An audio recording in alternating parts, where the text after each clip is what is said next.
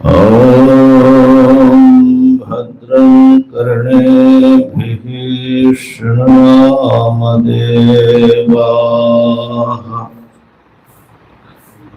भद्रं पश्येमाक्षभिर्यजत्राः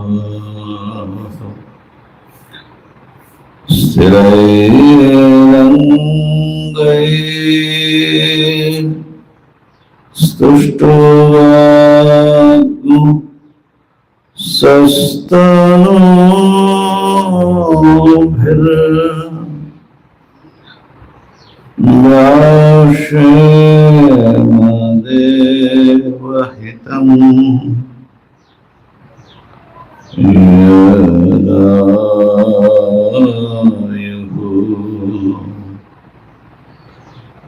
ओम शांति शांति शांति। नारायण समारंभां शंकराचार्य मध्यमाम् अस्मदाचार्य पर्यन्ताम् वन्दे गुरु परंपरा वन्दे गुरु परंपरा। हरि ओम तत्सत् हरि ओम तत्सत् ओम तत्सत् ओम।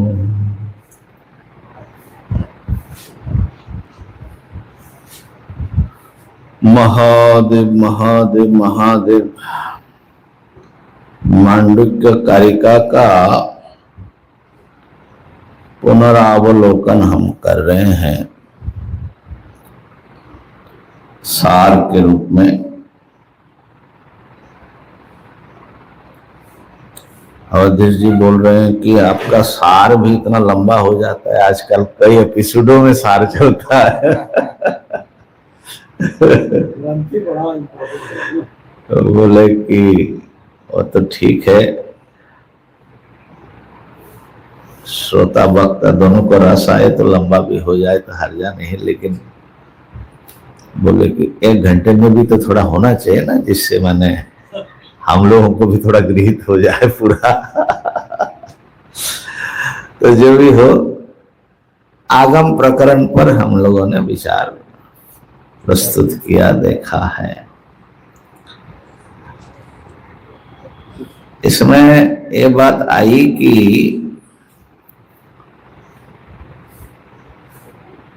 आत्मा अद्वैत स्वरूप है, यह परमार्थ तत्व है। इसका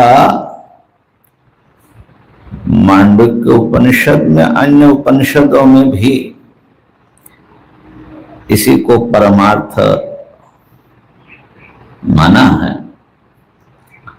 और आगम प्रकरण में कारिकाकार ने उसी अर्थ को आगम की प्रधानता से ही प्रस्तुत किया।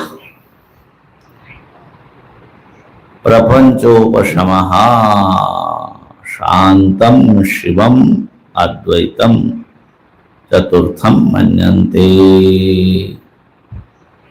प्रपंचोपशमम्,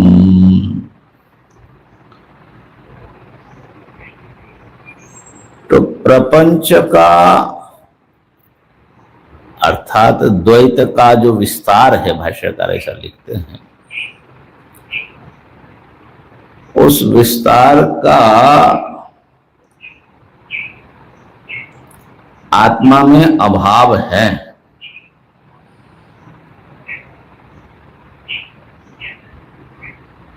द्वैत प्रतीति के अधिकरण में द्वैत का अत्यंत अभाव है, तीनों कालों में अभाव है। यही प्रपंचोपशमता है, अर्थात केवल अद्वितीय आत्म तत्व ही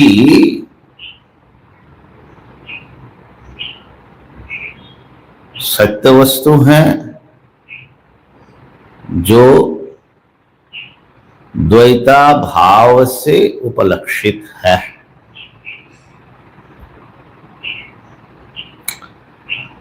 तो ये जो आत्मा की अद्वितीयता है, द्वैत भावोपलक्षितता है, द्वैत नहीं है, वो केवल आगम मात्र से ही नहीं सिद्ध होता है, उसको युक्ति से भी सिद्ध किया जाता है, जा सकता है, किया गया है। तो उस बात को वैतथ्य प्रकरण में कारिकाकार ने अनेक युक्तियों से प्रस्तुत किया है। अनुभव आधारित अनुभव के बल से समन्वित युक्तियों का यहां पर प्रस्तुत किया।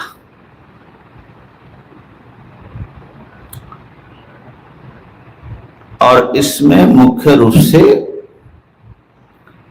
स्वप्न के दृश्यमान प्रपंच के साथ जागृत प्रपंच की जो समानता है उसको आधार बनाया। प्रथम कारिका में ही मुख्य विषय पर आ जाते हैं। वैतथ्यम सर्वभावानां स्वप्नाहुर्मनीषिणः अंतस्थानात्तु भावानां समृतत्वेन हेतुना।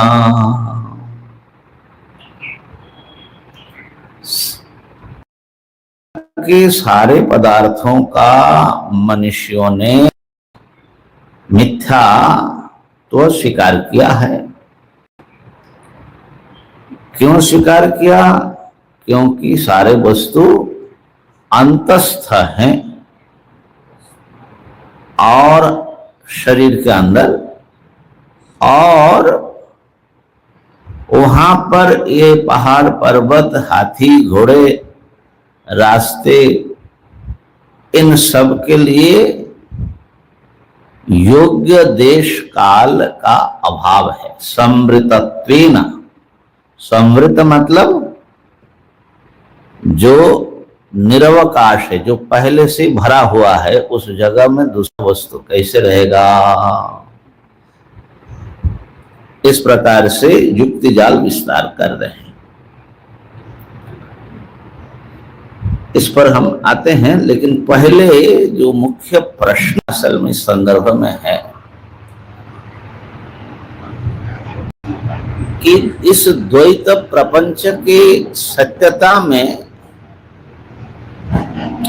हम लोगों को बड़ा विश्वास है।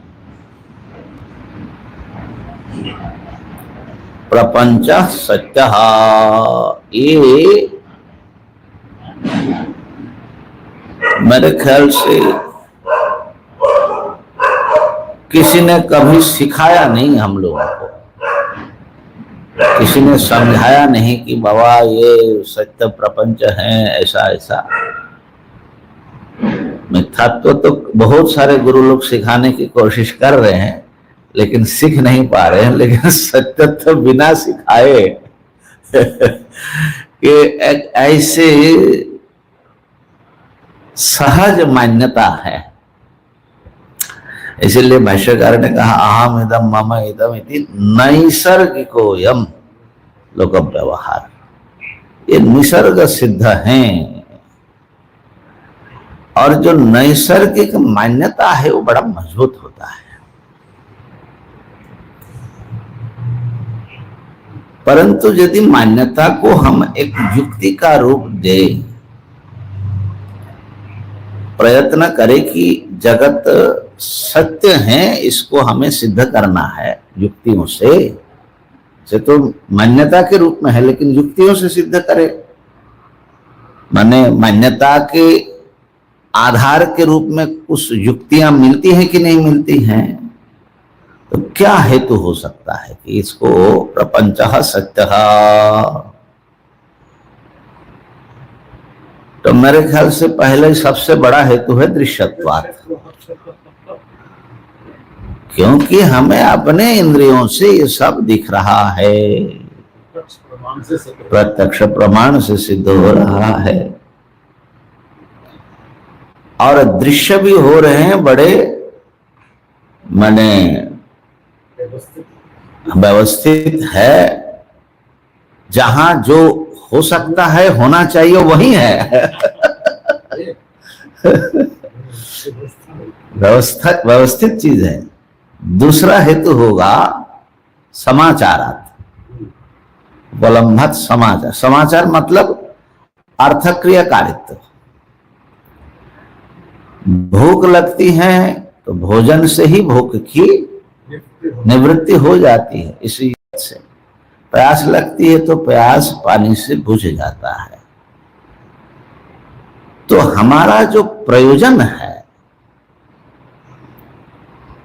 जो भी हमारी चाह है, दुख का परिहार करना चाहते, सुख पाना चाहते हैं, तो इस जगत के वस्तुओं से हमें उसको पूरा कर सकते हैं। अगर दुख भी होता है तो जागतिक कांटा गड़ गया तो हेतु है उसमें, और निकालने के बाद ही उपशम होता है। तो ये जो हमारे साथ इस जगत का जो एक इंटरेक्शन चल रहा है, व्यवस्थित इंटरेक्शन चल रहा है, ये मिथ्या होने पर तो ऐसा नहीं ना हो पाएगा। कल्पना के पानी से प्यास बुझ जाएगा, और मनोराज्य के लड्डू से क्या आपको पेट भर जाएगा। तो इसलिए ये समाचार शब्द का प्रयोग किया कारिकाकार ने। समाचार माने वही समाचरणात्, माने व्यवहार साधकत्वात्, व्यवहार का साधक है। तीसरी बात है कि इस जगत के प्रत्येक वस्तु कोई भी एक्सीडेंटल नहीं है, कार्य कारण की एक बड़ी लंबी और विस्तृत श्रृंखला से ये सब जुड़े हुए हैं। माने बड़ी व्यवस्थित दुनिया है। जादू के वस्तुओं में कोई खास व्यवस्था बनती नहीं है।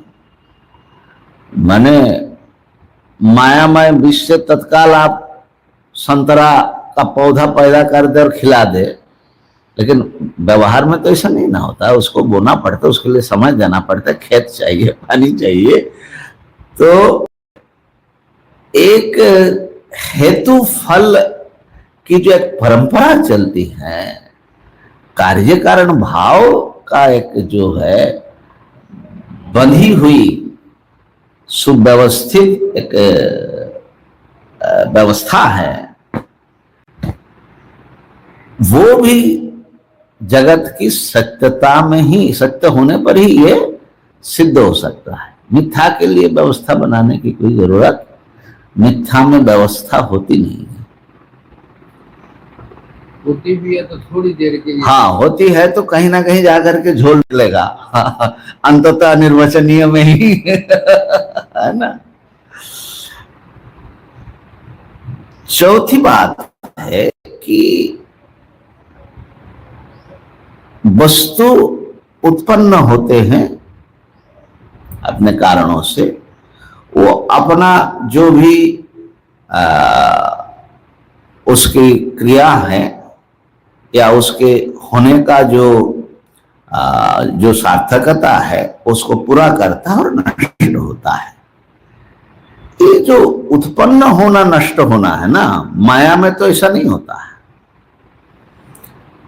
रज्जु में सर्प जो है वो उत्पन्न नहीं होता है और नहीं नष्ट हो सकता है डंडे से। लेकिन वास्तविक सर्प, वो सर्प माँ के पेट में कितने दिन रहती हैं अंडे के रूप में, फिर अंडा उसको सेकना पड़ता है, फिर उसमें से निकलता है, उसको बड़ा होना पड़ता है।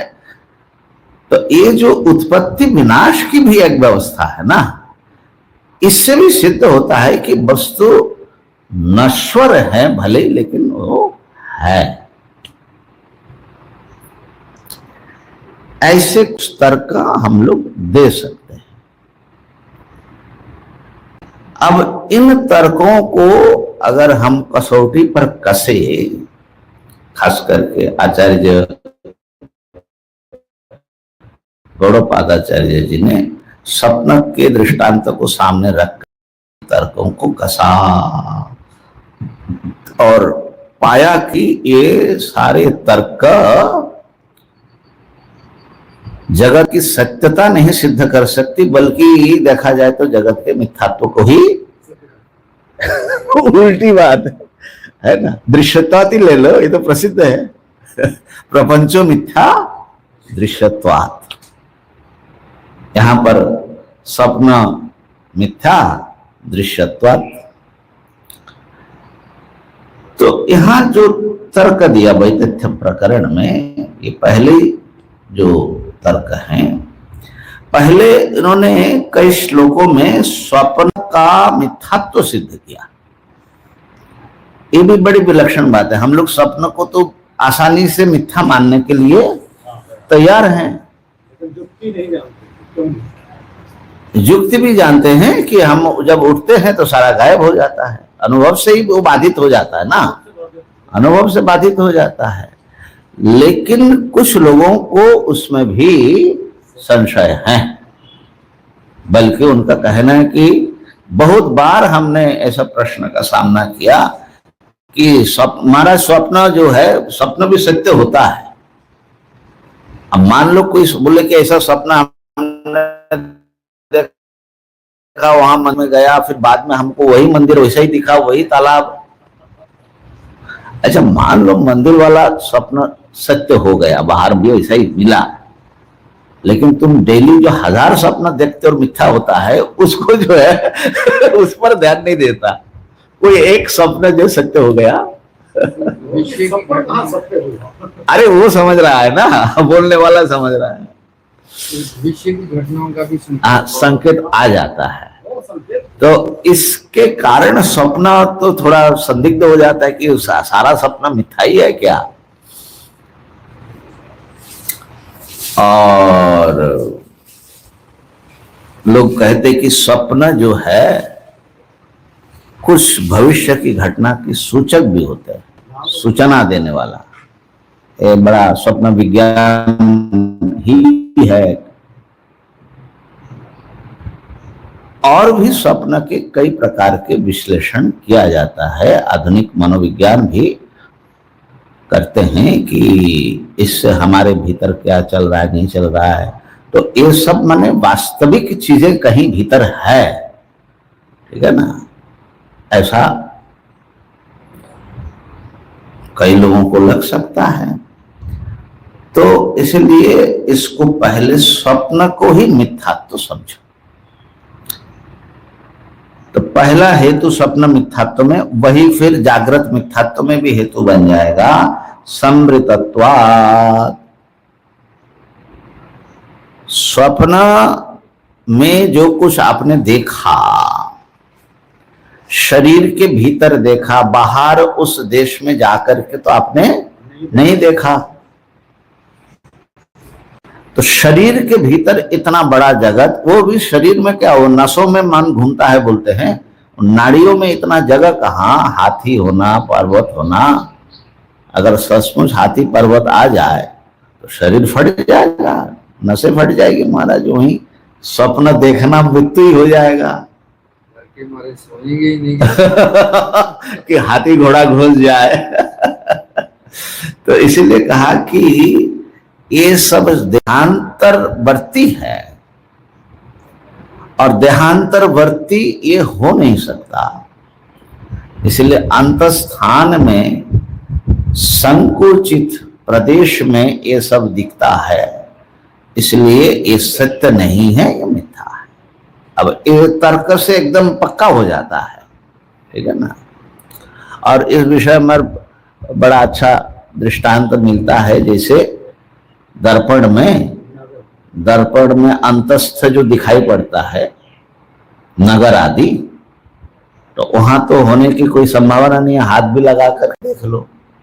तो इसलिए मानना पड़ता है कि जो किसी और पदार्थ के भीतर दिखता है वो असल में नहीं होता है, दिखने पर भी नहीं होता। ये मिथ्यात्व तो सिद्ध हो जाता है अंतस्थानात्, ठीक है ना।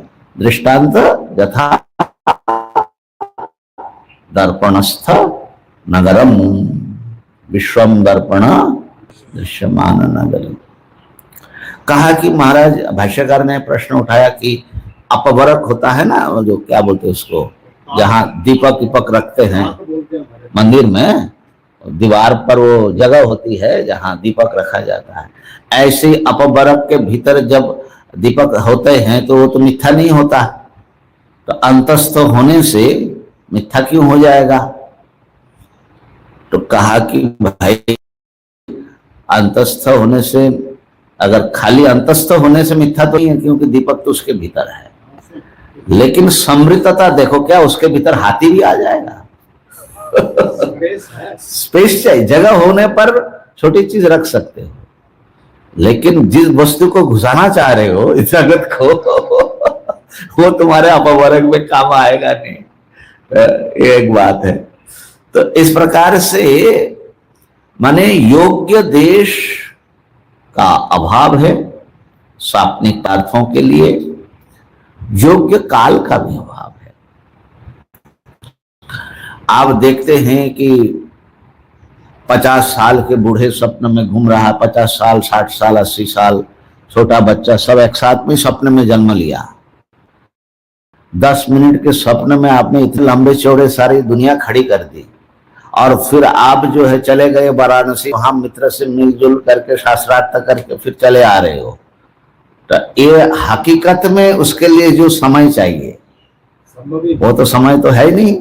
तो उचित देश का जैसा अभाव है, ऐसा ही उचित काल का भी अभाव है। तो योग्य देश काल का अभाव होने से स्वप्न सृष्टि मिथ्या है।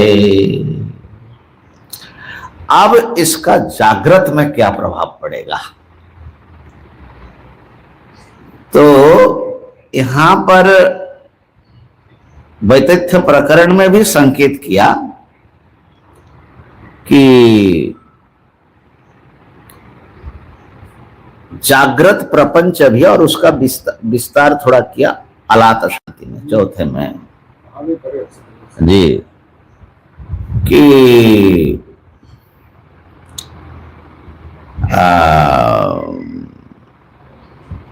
समृतस्मिन् प्रदेशे वही, माने अलात शांति का वैसे तो वैतथ्य में आया है, लेकिन स्पष्टता ज्यादा वहां है, इसलिए उसको 33वां होगा शायद।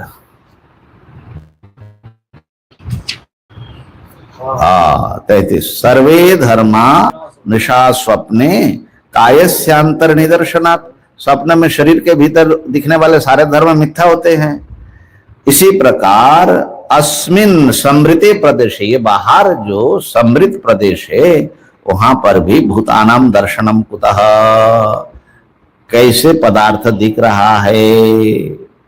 तो इसको जरा समझ लीजिए, समृत कैसे हैं। बाहर की वस्तुएं तो पर्याप्त जगह पर ही है ना, तो ये संकुचित कहाँ है। लेकिन कह रहे कि नहीं, यहां पर भी जगह नहीं है बोलते हैं। तो इस विषय पर जब हमने पूरे दा तो स्वयं महाराज को एकाएक बात सूझ गई। बोले हाँ गुरुदेव, समृद्ध समझ में आ गया। हमने कैसे समझ में आ गया? कहा कि कारण पदार्थ ने पहले से ही जगह आपको घेर के रखा है। घट कहाँ दिख रहा है आपको? स्तंभ कहाँ दिख रहा है? स्तंभ कहाँ पर है? हाँ, या घट, घट कहाँ पर है? मृत्तिका में है तो मिट्टी पहले से बैठा है, वहां है।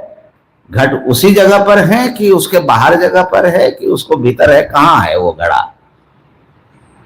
तो मृत देश को छोड़ करके घट कहीं और रह नहीं सकता, और मृत देश में मृत्तिका स्वयं पहले बैठा हुआ है, तो उस देश में घट का होना क्या बता रहा है? जहां उसके लिए जगह नहीं है वहां वो दिख रहा है। यही मिथ्यात्व का ये देखिए कैसा मिथ्यात्व है। इसी प्रकार सर्व कारण कारणम ब्रह्म सत्ता के द्वारा, सद वस्तु के द्वारा कहां सत नहीं है बताओ? आकाश के कौन से कोना है जहां पर सत पदार्थ, तो कहां वस्तु दूसरा कैसे रहेगा? दूसरी सत्ता उस सत्ता को हटाए बिना दूसरा कैसे घुसेगा? मैं बहुत बार बताता हूं, विज्ञान की बात है। एक कील भी अगर दीवार पर घुसाओ तो दीवार जहां है वहां घुस नहीं सकता। दीवार के सीमेंट आदि को हटा करके वो अपना जगह बनाएगा तब घुसेगा। अगर उसमें जगह नहीं होगा तो कोई नहीं सकता। तो ऐसे ही एक अखंड कारण तत्व में, सत में, ये जगत के लिए अवकाश ठसाठस भरा हुआ है। और आप देख रहे हैं, आपके अनुभव में है, अनुभव के भीतर वस्तु कैसे घुसेगा बताओ? तो सत्ता और स्फूर्ति पर अगर पूरी तरह ध्यान दे, और जो दिख रहा है ये जगत, ये बताओ कि ये अपने आप वो सद वस्तु है कि सत कारण जहां है वहां पर वो दिख रहा है? वही जैसे घट वाला, कारण ठीक है ना? तो अगर सत से विलक्षण है तो क्या है वो? असत्य मिथ्या होगा। और सत से अगर भिन्न सत है तो दो सत कैसे होगा एक जगह पर? तो कोई भी विकार, वाचारंभणम विकारो नामधेयम मृत्तिका इत्येव सत्यम एवं प्रकारेण सदैव सत्यम, केवल सत्य ही सत्य है। तो सत में जो भास रहा है नाम रूप, वो सत नहीं है क्योंकि भिन्न भिन्न दिख रहा है।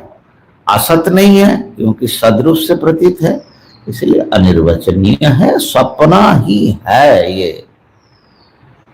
इस प्रकार से समृतत्व हेतु से मिथ्यात्व सिद्ध किया। दूसरा एक हेतु दिया, उसके भी रखा तो श्लोक यहां, लेकिन बाद में उसका चतुर्थ में ही विस्तार हुआ थोड़ा। दूसरा हेतु है आदावंते च जन्नास्ति वर्तमाने भी तत्तथा।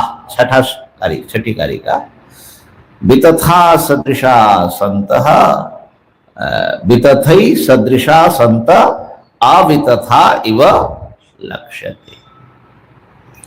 आदि और अंत वाला जो है, जो आदि में नहीं है, अंत में नहीं है, वो मध्य में कैसे हो सकता है?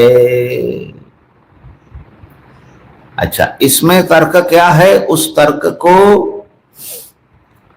हम लोगों ने शायद कई दिन हम लोगों ने इसका विचार किया। अलात शांति में और यहाँ पर भी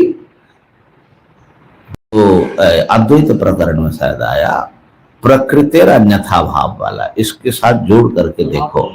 हाँ, अलात में भी आया और अद्वैत में भी आया। तो जोड़ करके देखिए कि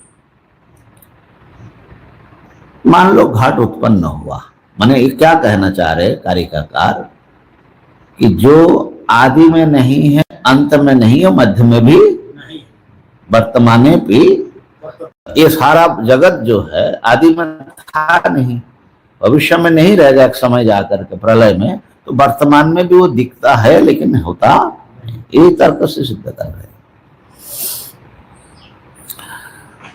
तो कहा कि आदि में वो जो नहीं है, कब से नहीं है?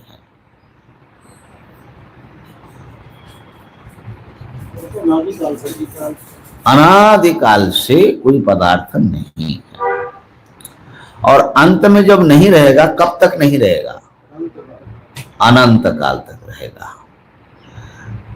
तो उसका न होना, आदि का न होना माने उसका जो असत्ता है वो किसी कारण से पैदा हुआ? नहीं, स्वाभाविक असत्ता है, ये ध्यान देना। उसका होना स्वाभाविक है कि निमित्तक है? निमित्तक है, कारण के कारण से उत्पन्न होगा ना। तो अब बताओ, जो स्वभाव से अनादिकाल से असत स्वभाव है, वो असत स्वरूप है, उस स्वभाव को कोई भी कारण बदल सकता है क्या? देखो, जो बदल जाए उसका नाम स्वभाव नहीं हो सकता। तो प्रकृतेर अन्यथा भावो न कथंचित भविष्यति। उसकी प्रकृति है, माने अकारण, बिना कारण का वो असत ही होगा। सत होने के लिए कारण की जरूरत है। तो ऐसी स्थिति में कितना भी कारण लगा लो, असत को सत कैसे बनाओगे? आगे सब तर्क दिया जाएगा कि जो बंध्या पुत्र है उसको कितना भी यंत्र से, तंत्र से, मंत्र से तुम सत बनाओ, सत दिख सकता है, बन नहीं सकता।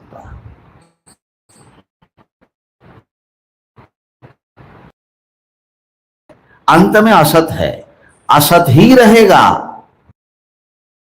तो इस समय उसकी असद्रूपता सद्रूपता में कैसे बदल जाएगी? सत्ता जो है कहां से आएगी इसमें? तो स्वामी जी, ये भी समझ में आया, लेकिन अनुभव जैसे अब दूध से दही बन गया, तो उसी स्थान में दूध प्रदेश में दही बन गया, तो कारण से तो नया कार्य तो दिखता है, उसका व्यवहार भी और नहीं, आप स्वभाव पर ध्यान नहीं दे रहे ना। स्वभाव पर ध्यान दीजिए। जिसको आप दूध कह रहे हो, वो दूध क्या, दूधपना उसका स्वाभाविक है कि निमित्तक है? तब बात अलग हो जाएगी। वो दूध का दूध होना भी तो स्वभाव नहीं है ना। दूध का स्वभाव पर दूध जिसको कह रहे, वो रूप भी किसी कारण से आया हुआ है और उस पर दही पना भी किसी कारण से आएगा। वो स्वाभाविक नहीं है। स्वभाव होता तो बदलता कैसे? इसको असल में वो आपने माने मूल जब विचार हुआ प्रकृति सिद्धि की, स्वाभाविकी, प्रकृति का जो सहजा कृताचर्या, ये सब जो है ना, उसको पूरा विस्तार से सुनेंगे तो विस्तार देख लेना। वो मेरे ख्याल से अलात शांति में बहुत बढ़िया आता है, इसमें अद्वैत में भी है। तो इसलिए असत का, असत स्वभाव का सत होना और सत स्वभाव का असत हो जाना। अग्नि उष्ण है, हमेशा से उष्ण है। प्रकृति का जो नियम है ना, जो नियम आज लागू है 100 साल पहले भी था, 1000 साल पहले भी था और 1000 साल बाद में भी चलेगा। जैसे योग अभ्यास करने से सिद्धि आती है, तो एक प्रकृति के भी व्यवहारिक होते हैं, वो बदलने वाला नहीं होता है। तो पारमार्थिक जो दृष्टि से जो सत है वो कैसे बदलेगा, और जो असत है पारमार्थिक माने पहले से असत है, वो कैसे सत होगा? तो आद्यंता भावात, आदि में अंत में जो नहीं है, वर्तमान में भी वो नहीं है। बहुत सुविचार करके ही आचार्य ने लिखा। तीसरे हेतु है कि स्वप्न से जो जागृत के प्रपंच में विषमता दिखती है वो है सप्रयोजनता, अर्थक्रियाकारित्व। सपनिक वस्तुएं रहती नहीं है और जागृत के पदार्थ से सचमुच हमारा प्रयोजन सिद्ध होता है। तो कहा कि सप्रयोजनता तेषाम स्वप्ने विप्रतिपद्यते। जागृत के पदार्थ स्वप्न में काम नहीं आता। स्वप्न के भूख को कितना भी भोजन आपके पास रखा हो आपके कब्र में, वो मिटा नहीं सकता। ऐसे ही स्वप्न के पदार्थ से जागृत का काम नहीं बनता है, तो दोनों बराबर ही हो गया। इसलिए सब प्रयोजन, स्वप्न में सारे वस्तु, स्वप्न का आग जलाता है, नियम भी वैसे ही चलता है और पानी उसको बुझाता है। तो इसलिए सप्रयोजनता भी स्वप्न और जागृत में विषमता नहीं करती। एक बड़ा जो है वो मालूम पड़ता है कि भाई जो इल्यूजन होता है, माने भ्रम होता है, वो एक व्यक्तिगत होता है। ये जगत तो हम सार्वजनिक सब लोग मिल करके देख रहे हैं। सपना हमने क्या देखा वो हम ही बता सकते हैं, आप तो नहीं बता सकते। तो ये जो यूनिवर्सलिटी है जागृत की, जगत की, इस पत्थर को हम भी देख रहे हैं, आप भी देख रहे हैं। स्वप्न तो ऐसा नहीं है। तो स्वप्न प्रातिश्विक होने से मिथ्या सिद्ध होता है, बाद भी होता है, लेकिन जागृत का क्या करोगे, ये तो सब लोग मिल करके देख रहे हैं। तो उसमें भी बताया कि स्वप्न का ठीक से विचार करके देखो। स्वप्न भी, स्वप्न के सारे पुरुष मिल करके ही वैसा ही देखते हैं। स्वप्न काल में जितने स्वप्न पुरुष है सभी गंगा जी में डुबकी लगा रहे हैं, कोई दिक्कत नहीं है वहां। ऐसे ही सार्वजनीनता माने यूनिवर्सलिटी यहां भी हो सकता है, बल्कि है ही। कहा कि महाराज सपने के वस्तु तो भीतर भीतर ही देखते हैं, यहां पर भी मान लो जागृत में हम देख रहे हैं, जो मन में सोच रहे वो मिथ्या है, बाहर जो देख रहे वो सत्य है, सब लोग मिल करके देखते हैं। तो ये जो द्वय काल है, एक खाली ज्ञान काल या चित्त काल ही है और एक बाह्य काल भी है, माने बाह्य काल में भी वस्तु रहता है। कहा कि इससे भी फर्क नहीं पड़ेगा। स्वप्न में आप मन ही मन कुछ सोच रहे और बाहर देख रहे हैं, वहां भी द्वय काल है, ठीक है ना। तो और आपको लगता है ये तो हमारी मन की बात है और ये तो वस्तु की बात है, स्वप्न में ऐसे ही लगता है। तो यहाँ पर भी वही बात है। तो किसी भी प्रकार से आप स्वप्न से इसको भिन्न नहीं कर सकते। इसलिए स्वप्न से वैषम्य न होने से और अंतस्थान और समृद्धता तो पूरा माने ठोस हेतु के रूप में बैठा हुआ है, इसलिए ये जागृत प्रपंच भी मिथ्या है। तो जागृत प्रपंच मिथ्या है, कल्पित है, स्वप्न समान है। तो महाराज ये स्वप्न कौन देख रहा है? तो गौड़पादाचार्य जी ने कहा, उसका मैंने अपने दर्शन की रचना करते हैं, कल्पयति आत्मना आत्मानम, आत्मा देव स्वमायया, ये 12वीं कारिका है। स्वयं आत्मा ही अपने स्वरूप के अज्ञान से ये सारी कल्पनाएं करता है अपने आप को ही। जैसे स्वप्न में होता है ना, स्वप्न में आप अपना तथाकथित जो वास्तव माने व्यवहारिक स्वरूप को भूल करके आप वहां पर तरह तरह से अपने को ही कल्पना करते। यहाँ पर भी आत्मदेवता अपने को ही कल्पना करते हैं। उसमें भी कल्पना में भी क्या करते, जीवम कल्पयते पूर्वम। सबसे सारे कल्पना का आधार तो जीव भाव है, तो पहले जीव की कल्पना कर देते हैं और फिर जो है बाकी भावों को वो कल्पना करते जीव के आधार से। यह है 16वीं। जीवं कल्पते पूर्वम।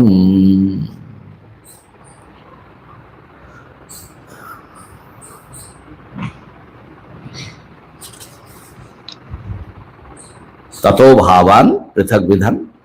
इस प्रकार से जैसे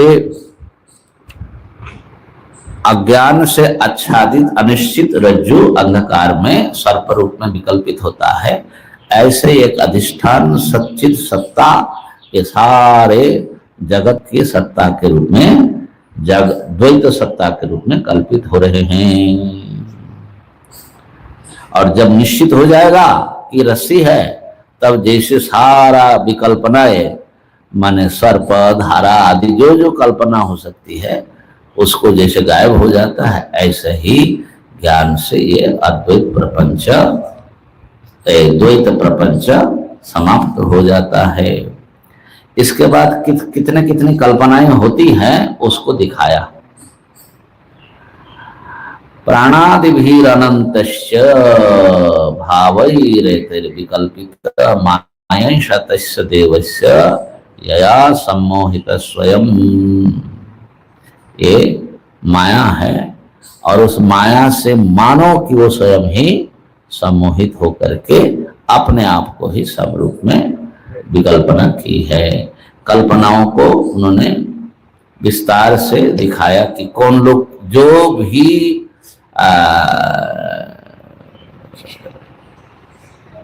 जगत के विषय में या आत्मा के विषय में दृष्टियां है, दर्शन है, जितने प्रकार के विचार है, बोले वो सब वैसा ही दिखता है।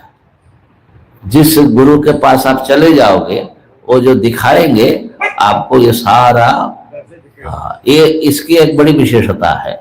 जो जो देखना चाहे उसको वैसा ही दिखेगा। तो कोई प्राण देखता है, कोई पंच महाभूत को ही देखते हैं, कोई जो है माने काल को देखता है, मन को देखता है, पंचविंशति तत्व, कोई षड्विंशत, कोई 36 तत्व, 31 इत्यादि। तो असल में ये सब और बड़े सबके पास अपनी अपनी युक्तियां हैं। तो इससे ये सिद्ध होता है कि वस्तु जो भी है वो सब रूप में कल्पित हो सकता है, ठीक है ना। क्योंकि परस्पर विरुद्ध रूप सचमुच तो नहीं हो सकता, लेकिन परस्पर विरुद्ध रूप में कल्पित हो सकता है। तो भाई बात ये है, हाँ सब हो सकता है।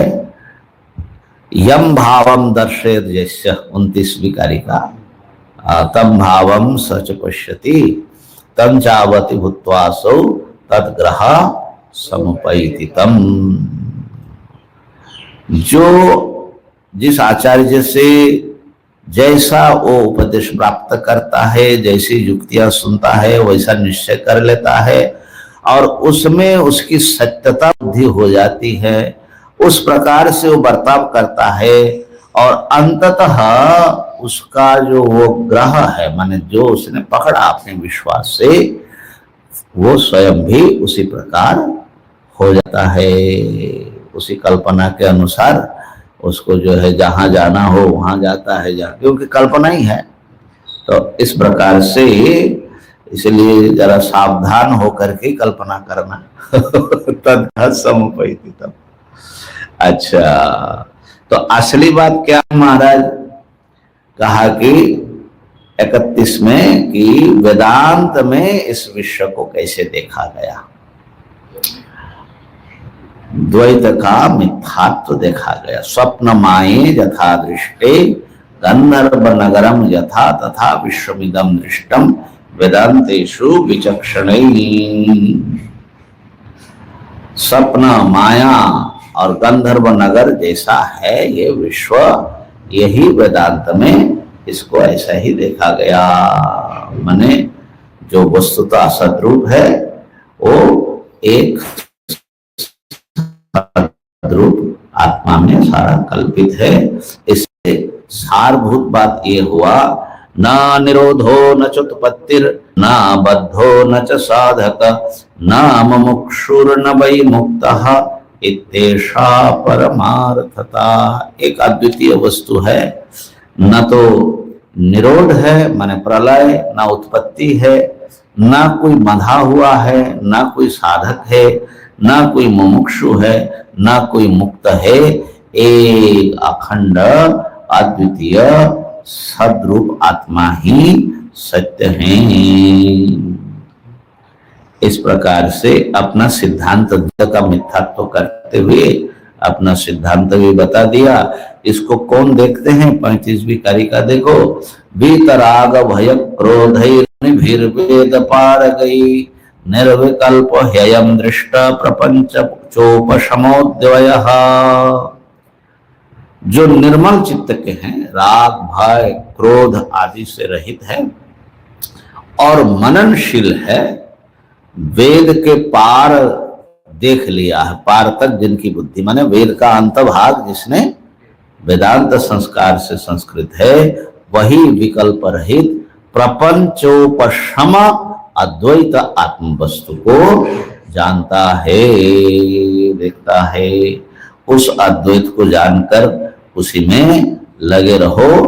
और अंतिम कारिका देखिए। तत्त्वमाध्यात्मिकं दृष्ट्वा तत्त्वं दृष्ट्वा तु बाह्यत तत्विभूतस्तदा राम तत्त्वादप्रच्युतो भवे।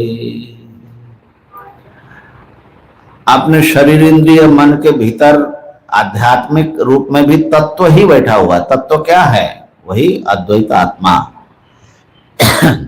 एक विज्ञान धातु। तत्व दृष्टवा तो बाह्यत, बाहर भी वही है। सबाह्य अभ्यंतर एक अखंड सत्ता है।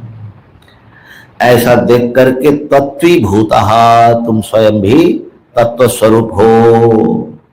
तदा राम, उसमें परमानंद का अनुभव करो और उस तत्व से कभी प्रच्युत नहीं होना। ये साधक अवस्था में अभी है, माने तत्व निष्ठा पूरी स्थापित नहीं हुई, तो इसीलिए कहा तत्वाद अप्रच्युतो भवेत्। कभी कभी माने साधक को मुमुक्षु को ऐसा लगता है कि देखो मेरा मन चंचल हो गया, इतना ब्रह्म तत्व सब में दिख रहा था अब नहीं दिख रहा है, ऐसा भाष्यकार लिखते हैं। तो उस समय फिर ऐसी स्थिति हो तो उसको, हाँ, लेकिन जब ये सहज हो जाएगा तो सुनी चैव स्वभाके से, तो उसमें तत्व से सर्वदा वो सर्वत्र वो तत्व ही दिखता रहेगा। इस प्रकार से वैतथ्य प्रकरण पूरा हुआ। अद्वैत प्रकरण में इन्हीं बातों को, जो द्वैत मिथ्यात्व की बात आई वो तो पक्का कर दिया, लेकिन कभी कभी ऐसा होता है कि फिर कोई चीज है ही नहीं, सभी ऐसा ही है, सब सपना है। सपना देखने वाला भी सपना ही है ना। तो कोई वास्तविक सत्य पदार्थ है नहीं। अच्छा, अंतिम जो कारिका अभी वैतथ्य में आया, उसमें बिल्कुल माध्यमिक कारिका जो नागार्जुन का शून्यवाद है ना, उसका छाया दिखता है। उनका कैसा है? शून्यम आध्यात्मिकम पश्य, शून्यम पश्यतु बाह्यतः।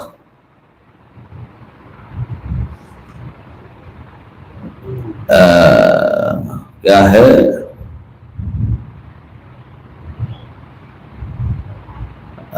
शून्यम पश्यतु बाह्यतः य कश्चित सोपि नास्त्यसौ, नहीं, सोपि नास्ति य भावयति शून्य। जो शून्यता की भावना कर रहे हैं वो भी नहीं है। तो भीतर देखो शून्य को, बाहर देखो शून्य को, और जो शून्यता की भावना कर रहे हैं वो भी नहीं है। ये है उनका सिद्धांत। और अपने यहाँ क्या कह रहे, तुम तत्वीभूत हो जाओ और तत्व से कभी च्युत ना होना। तो तत्व जो है यहां पर सद वस्तु है, विज्ञान धातु है। तो इसलिए उनका तो सर्वशून्यता है और अपने यहां बाकी सब शून्य है, लेकिन आत्मा वो जो है सद वस्तु है। तो इसको खंडनकार ने सुगत ब्रह्मवादिनोर अयम विशेषा, बौद्ध और ब्रह्मवादी का एक विशेष है। जद आदिमो सर्वमेव अनिर्वचनीयम वदंती, सब अनिर्वचनीय है, मिथ्या है, ऐसा बोलते हैं। ब्रह्मवादिनस्तु विज्ञान व्यतिरिक्तम पुनरिदम विश्वम सदसद्भ्याम अनिर्वाच्यम इति संगिरन्ते। चैतन्य को छोड़ करके बाकी सब मिथ्या है। तो ये जो है अपना फर्क है दोनों का। एक बार हम एक दिन शायद 2 दिन हमने इस पर विचार बहुत किया, अलात शांति। तो अब अद्वैत प्रकरण में कि अद्वैत के पक्ष में कुछ युक्तियां यहां पर आचार्य ने दिया, जो कि द्वैत मिथ्यात्व में तो युक्तियां हमने देख ली। तो यहां पर अद्वैत मानने में दिक्कत क्या आ रही है, उसके ऊपर माने श्रुति का ही एक प्रकार से विरोध हो रहा है।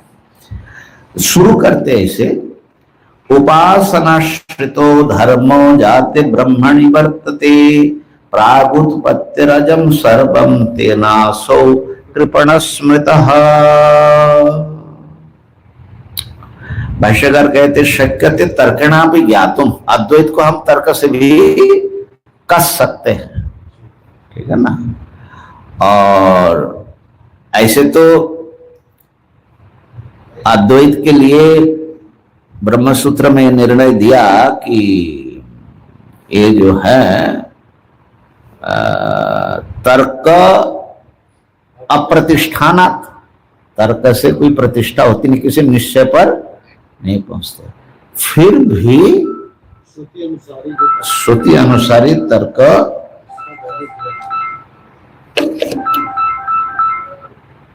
है बाबा। हाँ अच्छा देख,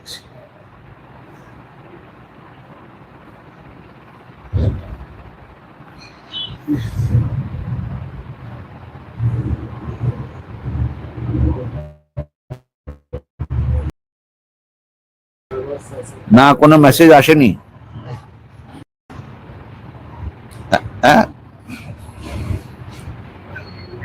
এখনো কোনো আমার কাছে মেসেজ আসেনি এখন পর্যন্ত। तो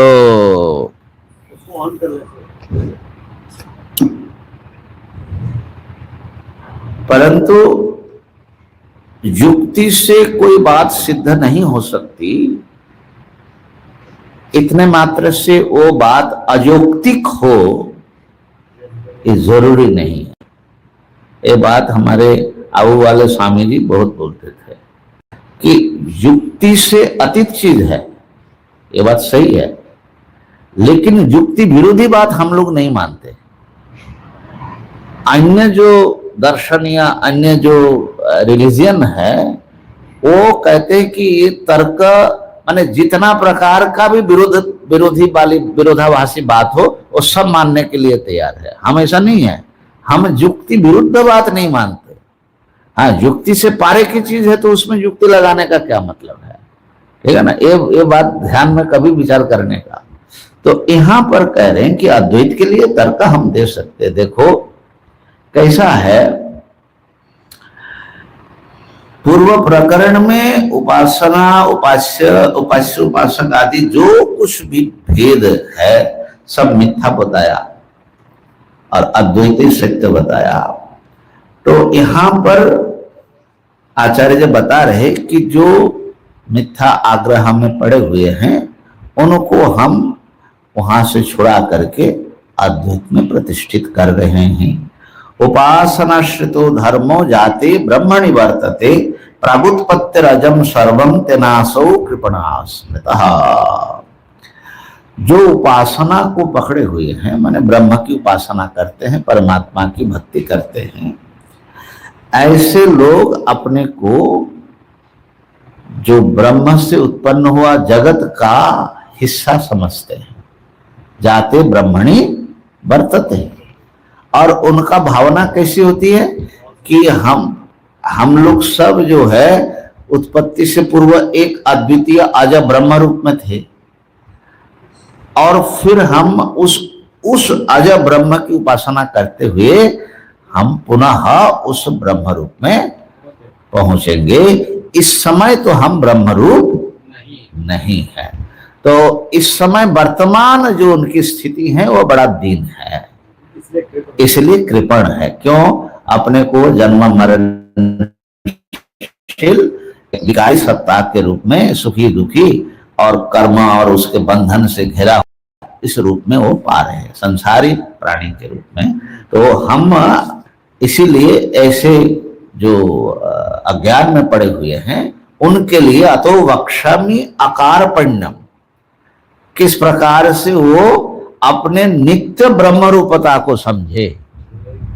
ब्रह्म होना माने भविष्य में ब्रह्म हो जाएंगे ऐसा नहीं है, अभी भी तुम ऐसे ही हो, ज्यों का त्यों ब्रह्म। माने कुछ संशोधन करके ब्रह्म हो जाएंगे ऐसा नहीं, माने बाल दाढ़ी कटा करके हम शुद्ध संस्कृत होएंगे ऐसा ब्रह्म नहीं, जैसे हो वैसे ही इस पर भरोसा नहीं होता हम लोगों को ना, कुछ करना पड़ेगा जरूर तो उसकी भ्रांति को मिटा करके कि अजातम समतांगतम, जिसका कभी जन्म नहीं होता है, जन्म से रहित जो वस्तु है, और समतांगतम माने सब पदार्थों में निर्विशेष और सबसे अभिन्न सत्ता है, अद्वैत वस्तु है, उसके हम वर्णन करेंगे। तो इसमें तुम अकृपण स्वभाव को प्राप्त कर लोगे, माने पता लगेगा। समन्ततः यथा न जायते किंचित, कहीं से भी कुछ भी उस ब्रह्म सत्ता में या तुम्हारी सत्ता में कुछ भी उत्पन्न नहीं हो रहा है, कुछ भी फूट नहीं रहा है कहीं से। जायमानम, जबकि दिख रहा है कि जायमान है, फिर भी तुम नित्य अजर स्वरूप हो, उसका हम वर्णन करते, ऐसा करके प्रतिज्ञा करके। तो इसमें सबसे बड़ा जो प्रश्न होता है महाराज कि उपास्य उपासक भेद तो शास्त्रीय है, तो शास्त्र से जो बात कही जा रही है उसको आप केवल तर्क से कैसे झुटलाएंगे।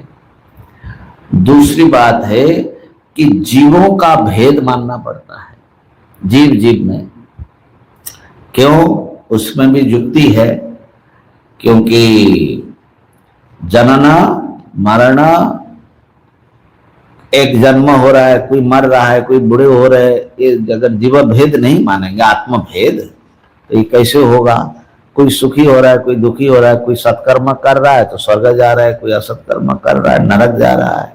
तो गमनागमन, जन्म मरण, सुख दुख, इनकी व्यवस्था जो है आपको अद्वैत एकात्मवाद में नहीं बनेगा, ऐसी शंका। इन सब प्रश्नों का उत्तर इसमें देना है उनको। और जो है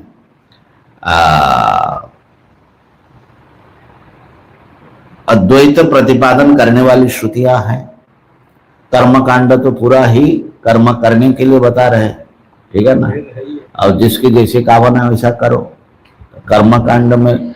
और जो उत्तर ज्ञान कांड है उसमें भी तो सृष्टि श्रुति है कि जो है यथा अग्निर विस्फुलिंगा इत्यादि करके सृष्टि का वर्णन आता है। तो ये सब शास्त्रीय बातें आप जो है कैसे उड़ा देंगे?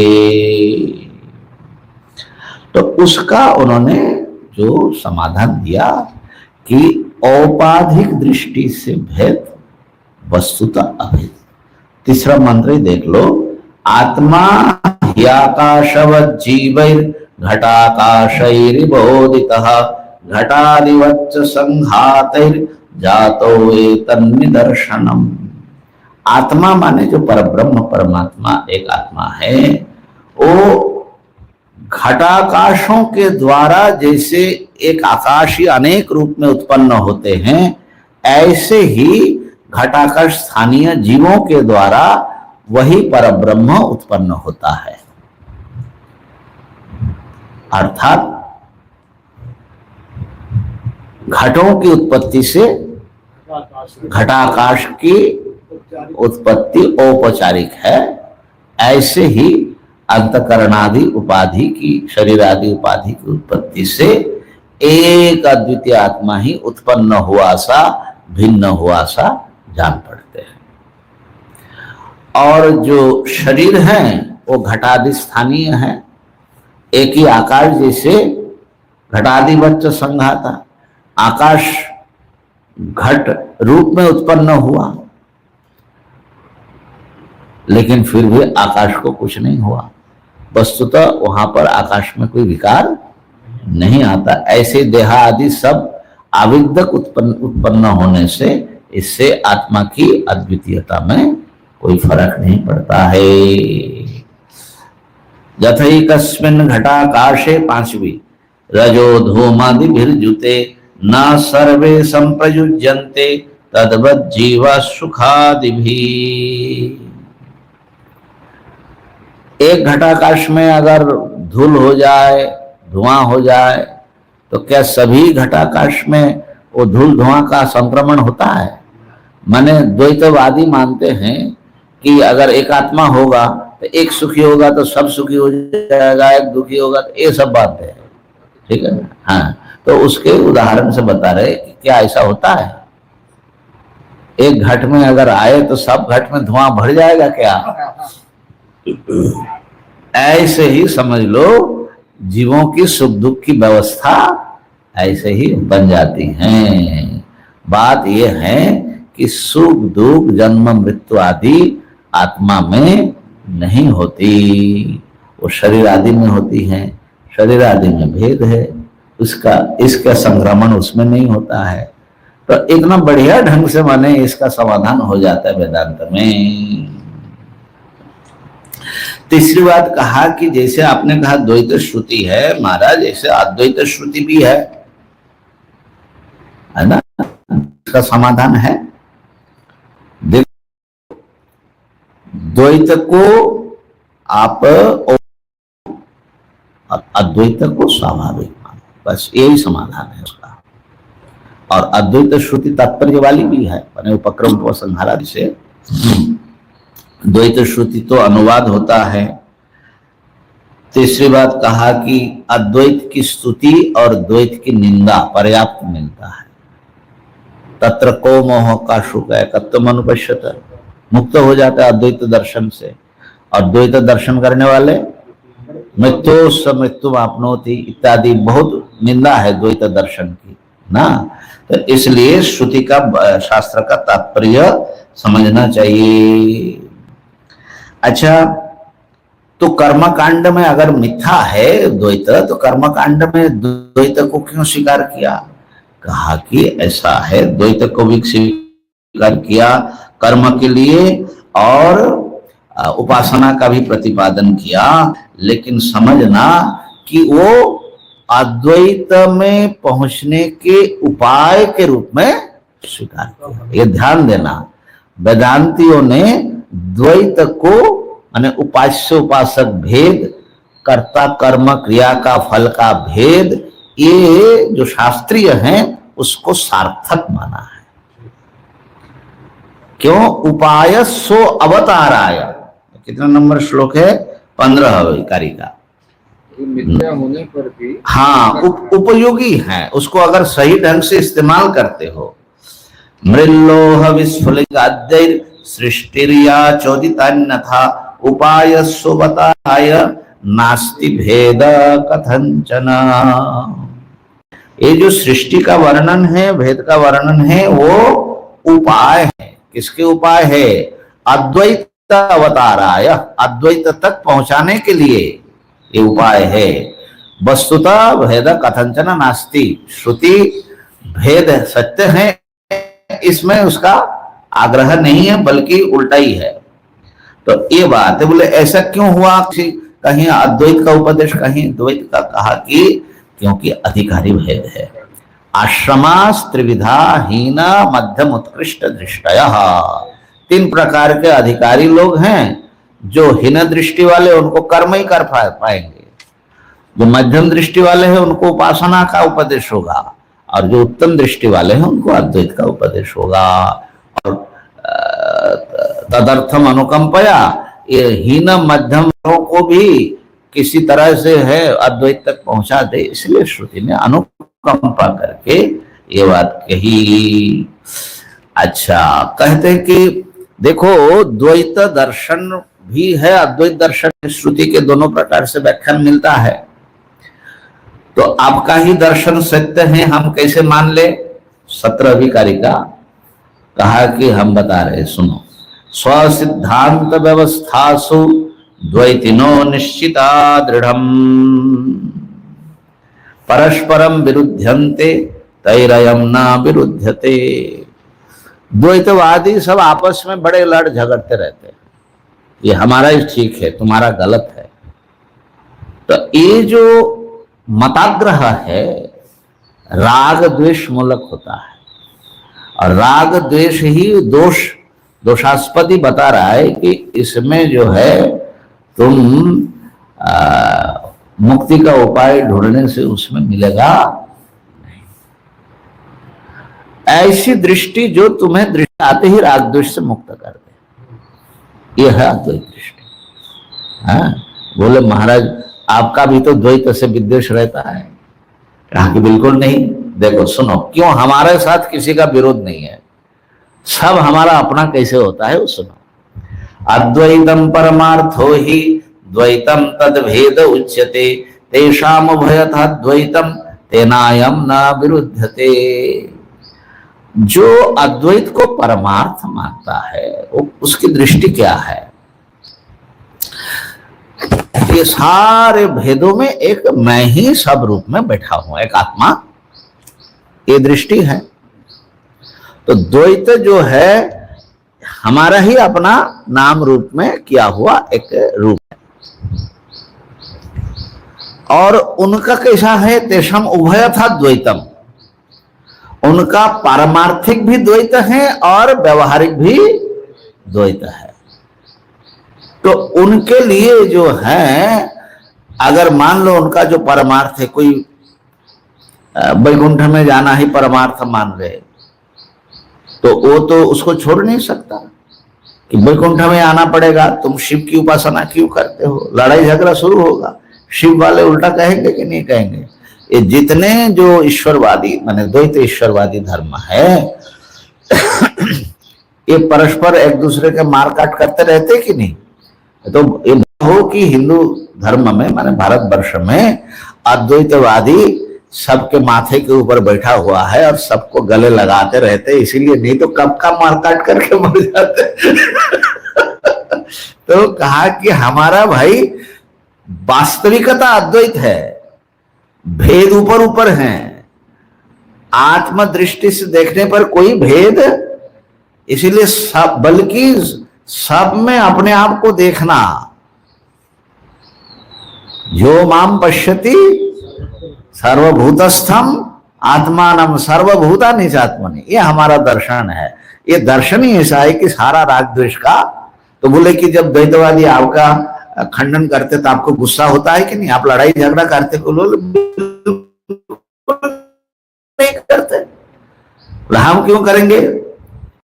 यहाँ एक बड़ा मजेदार दृष्टांत दिया, कहा कि कोई शराब पी लिया था या पागल जैसा था, तो राजा जाति पर चढ़ करके तो वो जो सामने आ गया, मत्त गजारूढ़ हो हम, मैं भी देखो मत वाला हाथी मेरा देखो कितना बढ़िया है, बाह्य माम प्रति आ जाओ, दोनों भीड़ ले। तो जो स्वस्थ मस्तिष्क का है राजा, वो क्या वो पागल के प्रति वो हाथी दौड़ा देगा क्या? तो ब्रुवाणम अभी तम प्रति न बाहायति, उसके प्रति वो जो है हाथी दौड़ाता नहीं है। क्यों? अविरोध बुद्धिया। अरे वो बेचारा का दिमाग फिर गया है, उसको नहीं समझ में आ रहा है, ठीक है ना। ऐसे ही जो परमार्थत ब्रह्मविद, वो द्वैतियों का भी आत्मा बन करके बैठा है। बल्कि हमने तो ऐसा भी सुना कि कई अद्वैतवादी महात्मा जो है अद्वैत का खंडन सुन सुन करके बड़े मुस्कुराते रहते हैं। अच्छा भाई कर लो, अपने खुजले मिटा लो। तो उनको पता है कि ये जब अद्वैत दृष्टि की युक्तियों को समझने की जो उनकी स्वस्थता आएगी दिमाग में, तो अपने आप जो है ये बदल देगा। सुनते हैं कि वो राजा ने दूसरे दिन उसको बुलाया, और जो शराबी था उन्मत्त, तो बोले कि अब वो तो अभी तो शराब का नशा उतर गया, और राजसभा देख करके वो समझ गया कि हमने बड़ा गड़बड़ कर दिया। तो बोले कि कल तुम हमारे हाथी खरीदने की बात कर रहे थे, हमारे से लड़ना चाहते थे। बोले महाराज बिल्कुल नहीं ऐसा। बोले हाथी खरीदोगे? बोले महाराज खरीदने वाला चला गया।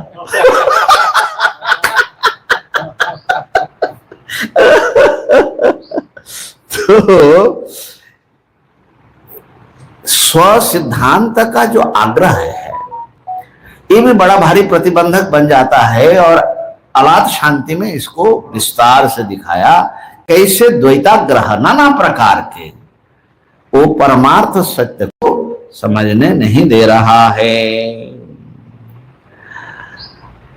अच्छा, और यहां पर भी वो प्रकृति का अन्यथा भाव कैसे, सचमुच अगर ब्रह्म एक अद्वितीय अज है, कारण स्वरूप है, तो उससे जगत निकलेगा कैसे? जगत उसको उसका जन्म कैसे होगा?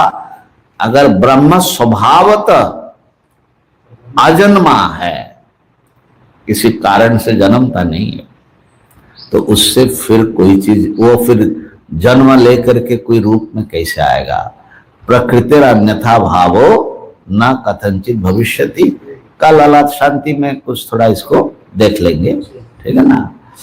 तो और सृष्टि श्रुति जो आपने बताया, वो भूततो वापी, ये शायद 23वां कारिका है, सिज्जमाने समास श्रुति।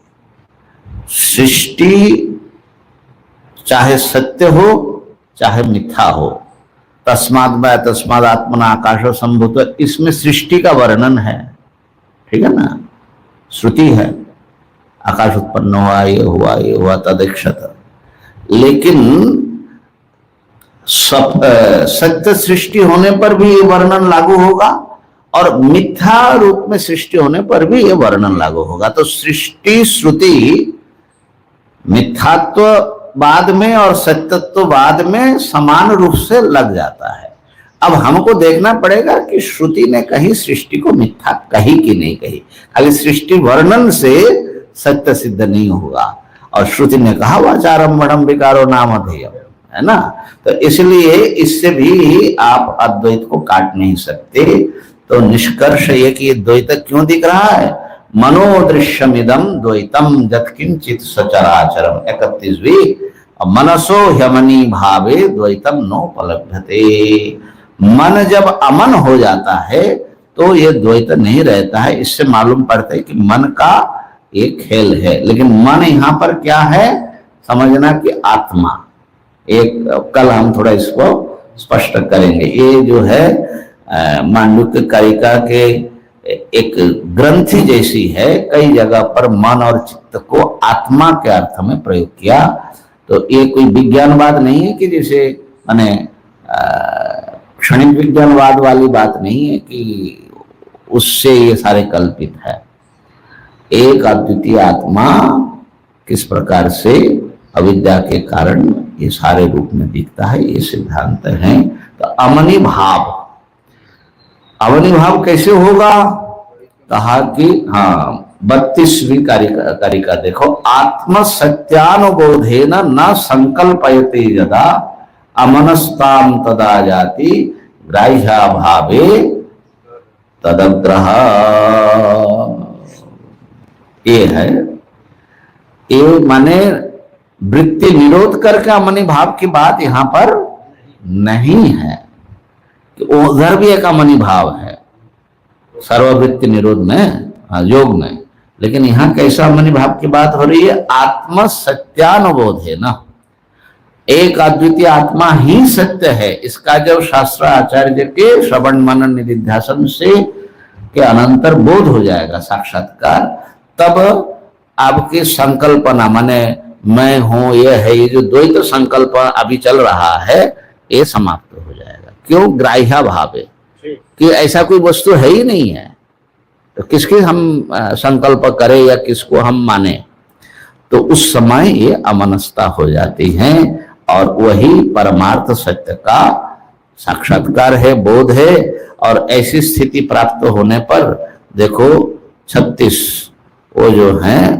नोपचार कथम चना, उसके बाद फिर कोई कर्तव्य शेष नहीं रहता है। अजम अनिद्रम स्वप्नम अनामकम रूपकम सकृत विभातम सर्वज्ञम नोपचार कथंचना। ठीक है ना? ये आत्मा का स्वरूप है, सकृत विभात स्वरूप है, माने वो नित्य प्रकाश रूप है ये आत्मा, और वो सर्वरूप है और स्वयं ज्ञ स्वरूप है। इसको जान लेने पर और कोई कर्तव्य शेष नहीं रहता है। अन्य जो माने ये 39वां, इसी को स्पर्श योग कहा जाता है। जब आप आत्म सत्यता का साक्षात्कार कर लेते हैं तो ये योग आत्म सत्यता का जो साक्षात्कार है ये स्पर्श योग है, माने सर्व संबंधक स्पर्श वर्जितत्वात्, क्योंकि दूसरा कोई वस्तु है ही नहीं है, तो 3 काल में किसी और पदार्थ से आत्मा का संबंध होता ही नहीं है। ये जो स्पर्श स्वरूपता है माने अद्वैतता, ये योग है, और ये योग ही असल में मुक्ति है। लेकिन अन्य सारे योगियों के लिए ये दुर्दर्श है, इसको प्राप्त करना कठिन है। क्यों? योगिनो बिभ्यति, ये लोग डरते रहते हैं। क्यों डरते हैं? भाष्यकार लिखते हैं कि आत्मनाश रूपम इमम, द्वैत नहीं रहेगा मतलब तो भयंकर बात हो जाएगी। आत्मनाश रूपम मन्यमाना भयम कुर्वन्ति, जबकि वस्तुतः अभय में वो लोग भयभीत हो रहे हैं। हाँ, यहां तक जो अभी नहीं है तो वो मन को निग्रह करे, माने योग अभ्यास करे। मनसो निग्रहायत्तम अभयम सर्वयोगिनम, आप अपने मन को निग्रह करिए और उसको करके अंततः इस अद्वैत दृष्टि को प्राप्त करना है। इसके बिना नहीं तो जैसे ही मन समाधि छोड़ करके उठेगा तो संसार आपके सामने प्रकट हो जाएगा। कैसे समाधि का अभ्यास करें उसका भी बड़ा संक्षिप्त परंतु मार्मिक वर्णन है, और करके ये कह रहे हैं कि अंततः वहीं पहुंचना है कि उत्तम सत्य को जान लो। ये जो सारे मनोनिग्रह है, उपासना है, ये सब परमार्थ सत्य के उत्तम सत्य को समझने के उपाय के रूप में है। असली सत्य क्या है? न कश्चित् जायते जीवः संभवस्य न विद्यते एतत्तदुत्तमं सत्यम यत्र किंचित न जायते। न तो जीव का उत्पत्ति हुई है, किसी भी जीव का जन्म नहीं हुआ है, क्योंकि जन्म किसी का होता ही नहीं है। एतत्तद उत्तमम सत्यम, यही उत्तम सत्य है। जत्र किंचित, जिस ब्रह्म रूप अधिष्ठान में कुछ भी जन्म नहीं होता, उत्पन्न नहीं होता, अर्थात अज अद्वैत ब्रह्म ही परमार्थ वस्तु है। ओम पूर्णमदः पूर्णमिदं पूर्णात् पूर्णमुदच्यते पूर्णस्य पूर्णमादाय पूर्णमेवावशिष्यते। ओम शांति शांति शांति।